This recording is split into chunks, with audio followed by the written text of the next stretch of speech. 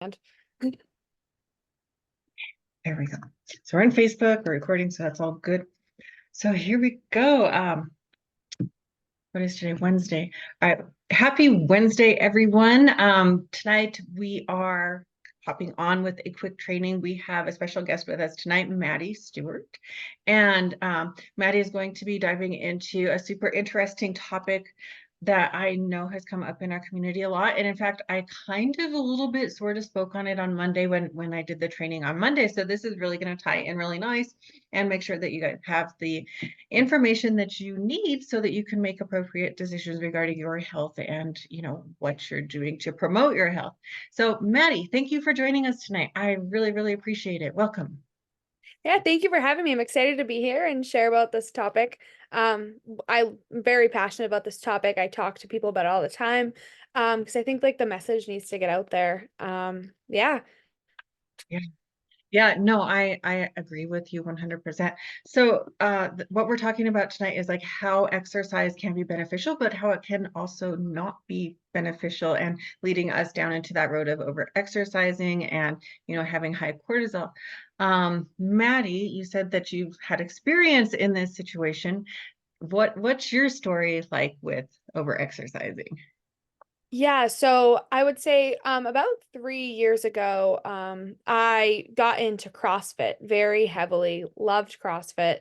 But I also was a fitness instructor at F45 at the time. So I was also new there. And I was also just like, oh, shiny object syndrome. I'm going to do all the workouts. I'm going to look so amazing because I'm doing CrossFit 3 times a week. I'm doing two strength training workouts on my own at the gym. I'm doing F45 5 times a week.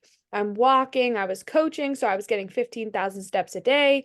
Definitely wasn't eating enough for the amount of exercise I was doing. I ended up just having like achy joints, and then I was hopping on the InBody machine and just like I'm not seeing progress. Like I just don't know what's going on. And luckily at the time I had a mentor who was like, "Well, what are you doing?" And I laid it out to him. I was like, I'm doing this, CrossFit, all of these things. I'm always working out. I'm eating super lean. I'm eating clean. Like, I don't understand. He's like, you're doing too much. And I was like, no such thing. Um, and as soon as I was like, all right, you know what? I'm going to listen to him. I'm going to dial it back. So I stopped going to CrossFit. I dialed back F45. I was doing that like 5 times a week. I brought it down to three, kept my strength training 2 to 3 times a week. And I like lost like 5 pounds in the first like 8 weeks from doing that. Mostly because I dialed it down. The inflammation was gone. I had achy joints. My digestion was messed up. My sleep was messed up. I wasn't recovering. I was literally just hammering my body into the ground. And ever since then, it amazed me how much the message is so like I messed up essentially. And everyone thinks like more is better when really less is more in this situation.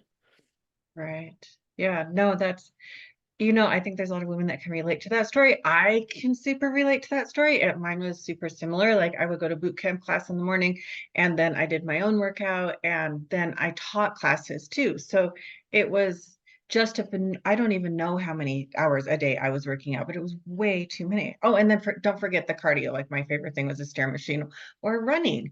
And yeah, I used to get so upset because every week you would weigh in and the scale was the same. And sometimes at one point it actually started going up and I was, you know, not eating very much and I was doing all this exercise. And that's when I really realized that my nutrition was playing a huge role in that too. Oh Yeah. yeah. It's hard, and it's like, so we're told to just more cardio is better, or we were told. Now I'm like, know the difference. I know what's right for your body, but and you will see the scale to go start to go up if you are doing too much. You're putting your body in such a stressed state, never getting to recover. Your cortisol levels are going to be high. I had like some bloating going on, some water retention, and it is so hard because you're like, it's like you are like, want to pull your hair out. I'm doing everything right. Why is nothing working? So, yeah. Yeah, it gets super, super frustrating. And I think, a lot of women aren't going to have that aspect of their teaching classes, but they're still out there and they're still, grinding out that cardio. They're still getting in a workout or two workouts or a workout that's an hour and a half or 2 hours long. and they have that same reaction where they're not seeing the progress. And then if you compound that with the the under eating, because I mean, call it what it is, it's just a real recipe for not seeing results, but it's negatively impacting health. Oh, which is a question. I'm kind of curious. So you had some achy joints, you had some inflammation. Did you have any like hormonal dysregulation that you noticed through all of that? So it's kind of hard to say. At the time I was on like hormonal birth control, so that might have played a part in that. Because that was pretty new into my life as well. I did have some gut issues though. I had some like bloating, the typical like constipation, like, all of that stuff you might see when you're in that like high stress state. And as soon as I kind of tapered away from this too much intent, like I was doing too much intensity, when I tapered it back down, things started to kind of go the right way. But I actually think I definitely did have some hormone dysregulation because it there was a lot of things I wasn't feeling good. I wasn't sleeping well. So there was definitely something not right. And as soon as I took, my foot off the gas, I felt some like relief in that sense. Right. Yeah, you do. It's amazing. I think for some people that have been, upside down like that for a while, it can be a little bit of a longer process. For But you sure. had positive results like within 2 months, you saw the scale go down. Uh, Yeah. did you change your eating at that time or just the reduction in exercise? So I changed the reduction in exercise. My eating was changed a little bit. I was doing something I knew wasn't right essentially, and was eating, wasn't eating enough for my activity levels. So then I kind of did something that, I typically what one might do with, someone who's in the situation, slowly increase their calories as they're tapering down exercise. And that I think put my body in a good enough state. During this time, I also started prioritizing sleep and like making that a really important, realizing like this is the foundation to how we survive is sleep. So I think it's a combination of like those two things really. Right. Yeah, no, that sounds like a typical response when you've been overstressed. Yeah, But right? I think it's important to note though too that you didn't, further reduce calories. Just because you cut back on exercise you did not further restrict food. You actually gradually work to increase it, which will help the body come back to homeostasis. Yeah, super important. Oh, yeah, absolutely. Well, ladies, we have a few of you on Facebook with us, so thank you for joining us tonight. If you have questions, go ahead and drop them in the chat and I'll make sure we get them answered tonight. Um, So let's see, you were doing all the classes and the training and your own training. For how long were you in that space of just doing all the exercise? I would say about 5 to 6 months, maybe in that range. Um, and typically like 6 months is like a good range to like see progress. Like you'd think, in that. And I ended up getting super frustrated around that 5, 6 month mark. So I was like, excuse me, where are my results? Why aren't they showing up?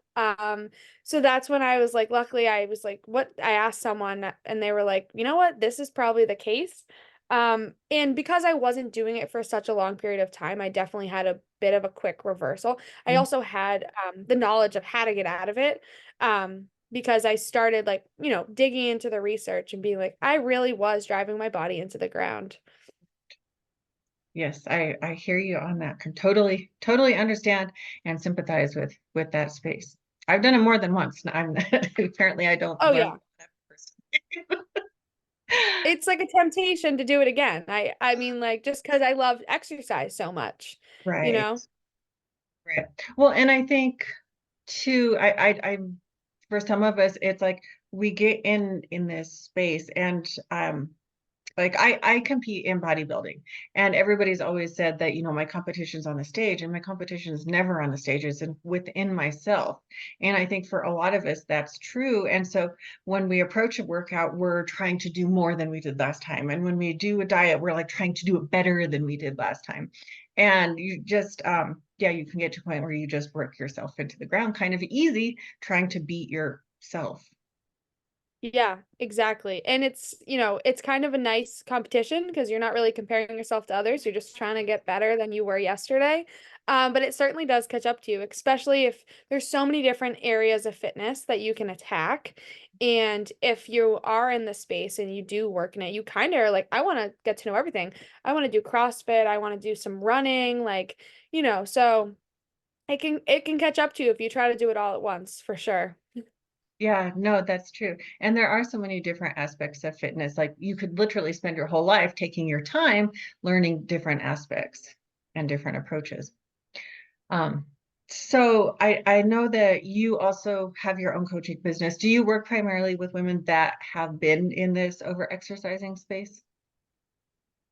Typically, yeah, most of my clients come from a space where it's like they they had a weight loss success, but it was from, doing all the cardio and then not eating enough. Then they come to me or, we talk and they uh they're stuck, they get to that spot where they're stuck and they have no energy and they're not barely eating and they're like, why do I crave sugar all the time and salt and I'm not losing any weight. I don't know how to get out of this spot. And that is typically what my ideal client who I work with mostly, because I can relate so well to that because I've dabbled with this more than once, especially when I first got into fitness. I definitely started overtraining then as well, got out of it, got back into it. It's kind of a little bit of a roller coaster. Yeah, it certainly can be. Awesome. So a woman comes to you and she's over exercising, she's under eating. Is there like a typical first protocol that you do with someone that's in that space? Yeah, so typically well I would assess like their workouts, like what are they doing for workouts? The first couple weeks I try not to change too much at once because I don't want them to have a total shock. And it's for the workouts, it's kind of dialing back intensity, teaching them like what real strength training should be. Keeping walks, having those rest days, still letting them have movement every day. And Mhm. then for like diet wise, like seeing where they're at and slowly sneaking things in. Like if you're only eating keto bread, let's make that Ezekiel bread or some type of, let's take out these like diet type foods that are marketed to people and replace them with real whole foods. And within the first couple weeks, they start to realize they have more energy and they're like, I'm eating more, but I'm not really. I just made a couple swaps and I feel better and I have more energy right off the bat. And it's just it's crazy how like that can change just from a couple swaps. Right. Yes, yeah, our food choices play a huge role in our not just our energy, but our hormones, our cortisol, our performance, our recovery, all of it. And when you're restricting super hard and just grinding yourself into the dirt, your whole body breaks down from insufficient intake. I think if we as women would eat more, we could probably handle more of that exercise that we want to do. Like I work with some runners and it's constant. We have to constantly feel, we have to constantly feel, we have to support cortisol production um, to keep them healthy. Yeah, that's great. No, I couldn't agree more with that statement. Yeah. Yeah, it's super.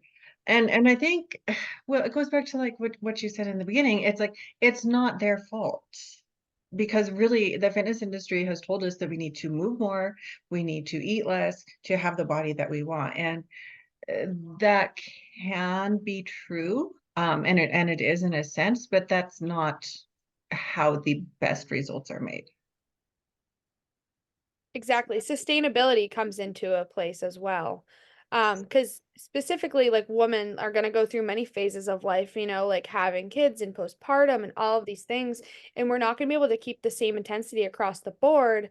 Um, and we need to learn how to modify training, modify nutrition for those different time periods in life. And if we just constantly think the only way to move, the only way to work out is to, run ourselves into the ground and do all the HIIT classes and do all the boot camp classes and do the juice cleanse or whatever it may be, we may never end up developing like that healthy relationship with exercise, with nutrition, and just like overall wellness and feeling good. Right. No, that's so important to note. Um, I did some research a while back, because we have such a high percentage of the population that diets, and then we have I think it's like 85 to 90% of those who go on a diet regain the weight. But I wanted to know, like, since women technically are the ones that diet the most because of using unsustainable methods, hence we have that high percentage of the weight regain in the dieting. I wanted to know, like, how many diets do we typically do a year? And then I went down the rabbit hole of, like, so if we do this many, and I don't remember the exact numbers, I'd have to go look at that again. But if we do this many diets a year, and then, we're compounding that by the years of our life, we actually can spend up to 63 years of our life dieting because of lack of sustainability in your method.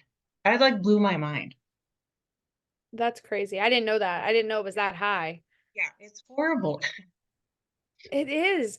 I think I heard that the average woman goes on 3 diets a year, maybe 3 to 4. That could be totally, but even that's like almost half the year. Right. Um, and it's just the hamster wheel. That's like what I typically call it. We're always spinning our wheels. We're going up and down on the roller coaster. And it's the cycle of like trying to lose the last 20 pounds or the same 20 pounds over and over again. And I've struggled with that too at some points in my journey. So I know how hard it can be. And it's just so awful that the method is always just, kill yourself in the gym, eat nothing, you'll be fine. Right. Yes, but it's not fine. I mean, obviously, statistically, it's a huge issue. Oh, yeah. Yes, it is. Right. And I think though that a lot of people, they don't understand, like, they go on the diet, they do the thing, but they're not understanding, the toll that it's taking on your body. That yes, your metabolism slows down, you alter your hormone production, you alter cortisol production. And at the end of the day, if you're grinding out 5, 6, and 7 days a week and eating like a toddler, you can't sustain that. And it's not, I have never come across an article anywhere that tells people flat out, once you do this diet, you have to stay on it forever to keep your results. Nowhere does it has, have you ever seen that?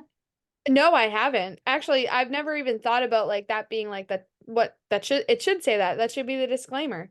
Right. Yes. Yeah, it's crazy that it seems to not be understood that whatever method is used to get the weight off, you then have to maintain every day for the rest of your life to maintain the weight loss. It's crazy. It is crazy. It's so it's should be hope I think the message is getting out there. I think we're with Hope so. social media. I think it's getting a little bit better. Um, but it's just so I mean, food is one of the joys of life essentially. And to think that people are always on a diet and always trying to like cut something out or move away from something to achieve a certain like, health or body composition or whatever it may be, it's just kind of you spend what would you say 63%? That's like a pretty big percentage, to not be able to like, enjoy life on the level that we should be able to once we have those more disciplined phases. Right. Yeah, no, that's so true.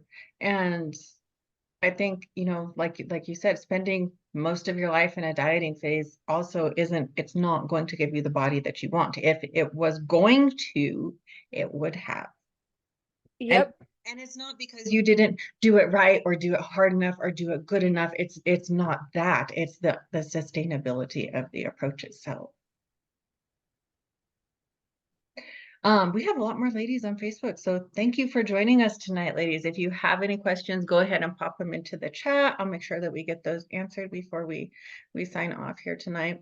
But uh, going back to, like, protocols, we're calming everything. Someone comes in and they're in this negative space where they're under eating, they're over exercising. So it's working on calming that down. At Is there ever a point, Maddie, where you like reintroduce more strenuous workouts? Yes, typically, after like more of like a refeed or a bulk phase, someone that's been chronically dieting, and then we just, we work together for a little bit, and then we just bring their food intake a little, further up, maybe, maintenance calories or a little bit past that, just so they're like, their body's feeling comfortable. And then that would be like the time where we're adding in more strenuous activity because maybe they were training for something. And that is kind of when we add that back in. Um, yeah. Yeah, no, that makes perfect sense. That's what we would do too. You said an interesting word to me. You said maintenance calories. So, have you had conversations where someone comes in and they're like absolutely adamant that their maintenance calories are something like 14 or 1600? I haven't had those Oh my conversations, gosh. but not yet. But I actually wouldn't be surprised if someone said that. Have you? I'm interested to Yes. hear. Yes, and then it's the education piece of saying, 1400 calories, 1600 calories probably is where you're maintaining, but that's not the amount, that your body needs to actually function. It's that downregulated metabolism. And so, getting them up, and it's always so super interesting to get them up to, what is really a good maintenance, and then be able to diet them on like 1700. I love that. That's like one of my favorite parts. It's like my favorite trick. Yeah, Like, I know. yeah. No, I have dealt with a little bit of that. I've never had someone say that their maintenance is like 1400. Um, but they, they are most of the people are shocked that they have to eat more and eat a Mm, little bit more and train a little bit less. And I'm like, just trust me, like give me the wheel for a couple weeks, maybe a couple months, and you're gonna see that you're gonna feel 10 times better. Um, and it's worked 100% of the time so far. So yeah, well, because it it it's not, it's how, it's how it is. yeah, it's not a protocol out of a magazine. Um, but no, I think that's fantastic. And yeah, success as long as there's implementation on the client's part, that's where we're at too. Like it works every single time. I think Yeah, and even for me, like when I was like the very first time I went through all of that, it is scary to eat more. Like you're so afraid that you're going to gain weight. And sometimes you do. Um, but it comes off. And when it comes off that time, it's so much more easier than what you've been battling for the last, 5, 10, sometimes longer than that, years. totally. Yeah, I know. Sometimes there is some weight gain, but it typically comes off pretty quick when we, phase the protocol right. When we go Mm, into another, I hate saying the word dieting because I feel like it's right, got such a bad rap. So cut when we start to cut calories again, like it's much, much way easier. You don't have to go super low. You don't have to suffer like, you know, fatigue, tiredness as much. You just can feel good. And I think that's like one of the biggest takeaways that people will have from like that whole process. right. Right. Yeah. And it's your body just works so much better when you've been at a true maintenance, and then you can implement, a reasonable deficit and not have to go to those extremes. Every process just works so much better. And it leaves you functioning, more at like a real human being level. Yeah. All right. Cool. Ladies, there's been a lot more join on here. If you have questions, go ahead and drop them into the chat. We've got Maddie here for a few more minutes with us this evening. Um, with you being in this space of the over exercising, the under eating, and wanting to help women like that, um, what would you say is like the biggest obstacle that stands in the way of them, making that change to fueling their body and exercising more? I call it responsibly. I would say it probably might come down to like a mindset game. Because typically people are so conditioned to think like move more, eat Mhm. less. So I think the education aspect behind it and like getting to know like what's actually going on.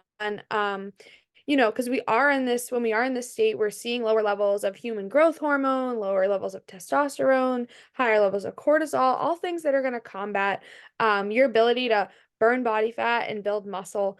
And those are the things we need to do. So I think the education and then helping like that transform the mindset, that this isn't like, oh, this is a suggestion, like maybe this diet or maybe this plan is the way to go. Like maybe do that one. Like this is the way you kind of have to go if you want to totally get away from that cycle of just dieting on and off. Right. No, that's so true. It's such a mind game. Do you do like group support for your clients? I don't right now, but I think moving forward, that is something I'm going to be adding into like the program. Right. Yeah, we do that because it's like everyone, has a different story and a different background, but essentially everyone is going through the same stages. So there are going to still be some of the same feelings and the same doubts. And it's been beneficial, I think, to have them have access to like, hey, I'm also struggling with eating more. And so they know they're not the only one. No, that's a good idea. I love that. Um, all right. Was there anything else you wanted to cover or add for tonight, Maddie? Yeah, yeah. I just kind of wanted to like touch on how like overtraining is like one aspect of like stressing the body. But there's other things that could come into play. Like chronic dieting is one of them. Poor sleep, adjusting to a new sleep schedule, like being like a new mom or a shift worker. Even like environmental stress, such as like chemicals around us, can impact us on a level we may not be like aware of. And then work stress, financial stress, all of that stuff can play a role on how much exercise like you should be doing, or like that might, in one season of life, you may be like, when I was in my 20s, for example, I was able to work out all the time. I was doing all the things. I was totally fine. But now I'm in my 30s and I have two kids and I just like don't know why I'm not recovering the same. I don't know why like this isn't working. What worked 10 years ago for me isn't working anymore like it should. Like I'm the same person. And just taking into account that you are in a different season of life, you have more stress now. Your sleep schedule is probably not great that you have kids, and there's probably more stress from like your actual life that's impacting you, impacting your ability to recover and all of those things. So I really think that's something to consider as well. It's just something I've also experienced within my own life as well. Just training like 6 days a week and then, being an entrepreneur and starting a business and like having other things going on in my life, I was like, I can't maintain this because I'm not recovering as well. So it's just some food for thought for people, I think, to consider other things besides just your workouts. Oh yeah, 100%. And then that piece of, learning to listen to your body and if it says like, "Hey, I'm too tired to go to the gym," you don't have to force yourself to go. You're not a slacker. There's nothing wrong with you. Your body is actually really good at communicating what it needs if we can learn to listen to it. Yeah, for sure. No, it's listening to your body, really getting in tune with how you feel, is something really important. And I think that's one of the great experiences of going through like a protocol where it's going to teach you how to eat and how to train and then how to go through and like lose weight and all of that. Like one that's made for you is you're going to learn to listen to your body a lot more because you're actually going to become in tune with it. You're not just going to be putting the hammer to it 24/7 because you feel like you have to. Yeah, yeah, 100%. And if your coach is good, they're going to help you learn to look for those triggers and those signs. We call them yes, we call them biofeedback, and monitoring that on a daily basis, and then getting an overall weekly view too, really helps you to dial in and learn to understand what's going on in my body this week. For sure. No, I love that. I do that with my clients as well. It's really helpful. Um, yeah, Right. Well, I think that like just going back to that whole we have to grind, we have to do this, we have to do it harder, we have to do it more, and it's not true. What we need to do is learn to listen to what's going on inside of our bodies, exactly. and then everything's way more productive. Your workouts are better, your fat loss is better. If you're building muscle, that's way better. So all of those things Yeah. can really improve. For sure. Even outside your life too, you'll probably Mhm. be happier, and then you won't be having restless sleep. Like everything gets better when you learn to listen to your body and treat it with respect instead of, kind of putting the hammer to it because you want to change it. Yes, so very true. All right, let me look here. I'm not seeing any questions. So if you do have questions, you're watching the replay or you're listening to the replay, just reach out and let us know. We're always more than happy to answer anything that comes up. Maddie, if somebody wanted to speak with you more specifically on over exercising, under eating, where could they find you? You can find me at Stu Fitness on Instagram, and then it's just Maddie Stewart 698 on Facebook. Um, yeah, I think that's my I think that's it. Right. Okay, great. Well, thank you so much for joining us tonight and sharing, your journey and some techniques and strategies for helping to improve, someone if they're in that particular space. I appreciate it. Yeah, thank you. Thanks for having me. Absolutely, anytime. All right, have a wonderful rest of your night. Thank you, everyone who joined us, and we'll see you all again next time.